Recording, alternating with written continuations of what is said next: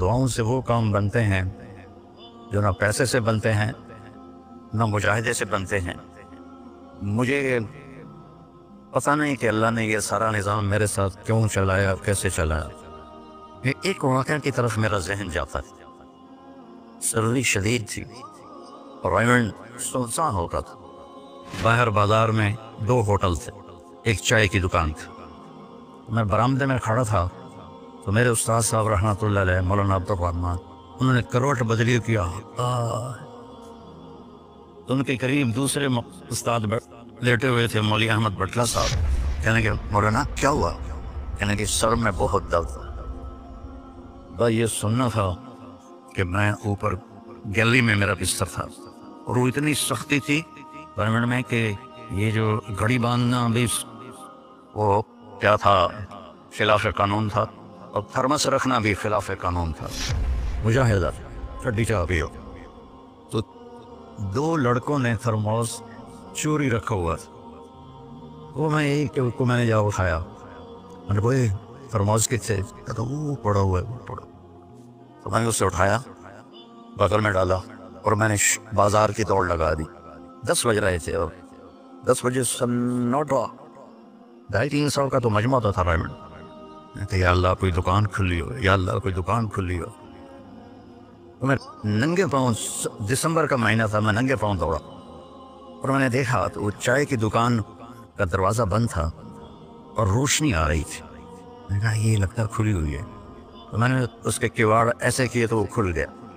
تو آگے وہ دکان والا، اس کا نام تھا انور ملتانی رحمۃ اللہ۔ یہ میں آپ کو بتا رہا ہوں 73-74 کی بات۔ تو وہ بیٹھا ہوا تھا، میں نے کہا بھائی انور چائے بنانی ہے۔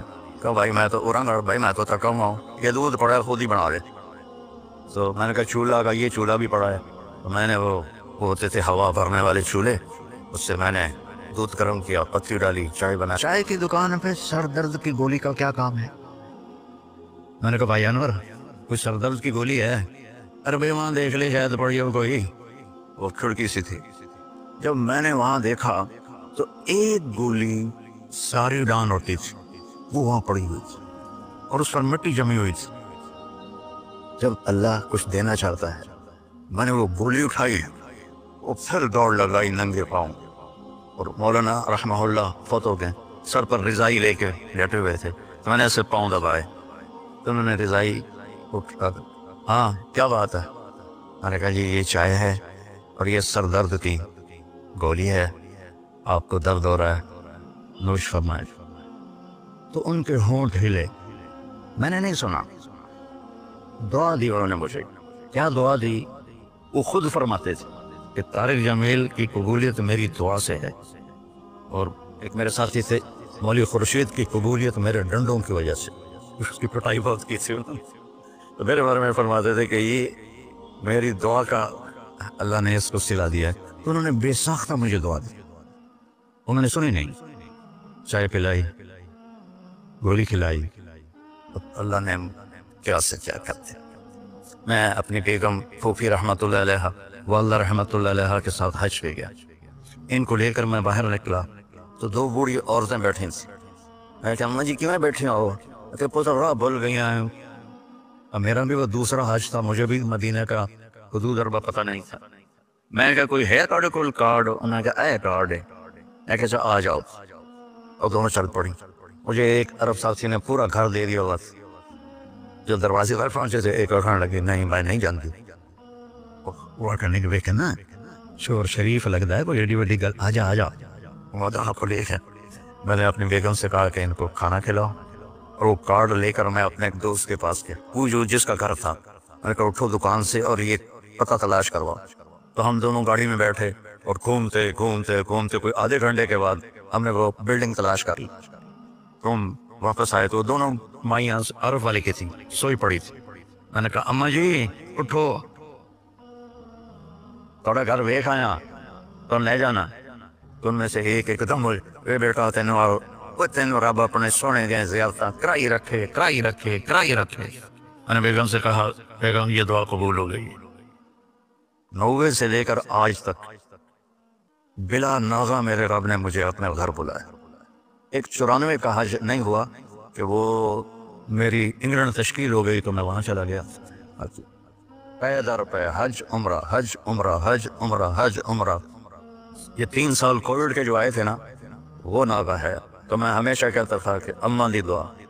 اب ایک مزیدار قصہ سنا کے پھر نماز پڑھنی میں طواف کر رہا تھا تو میری نظر پڑی جواد وسیم پر. وہ مقام ابراہیم پر نفل پڑھ کے نا بیٹھ کے دعا مانگ رہا تھا.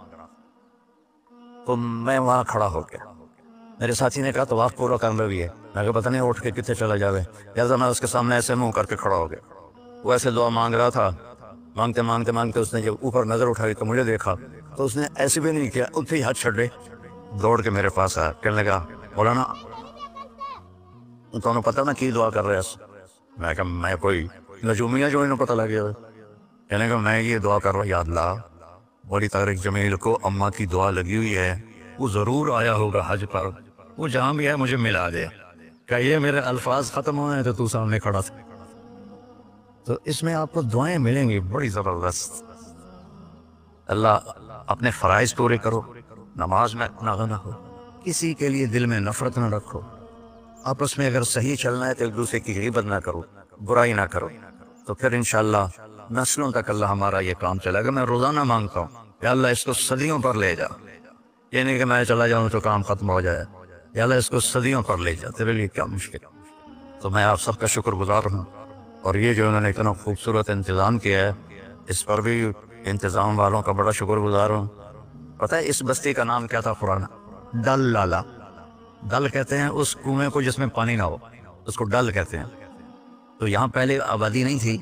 1945 میں ہمارا گاؤں ہے وہ ادھر حسین پراڑی والا, وہ 300-400 سال پرانا گاؤں.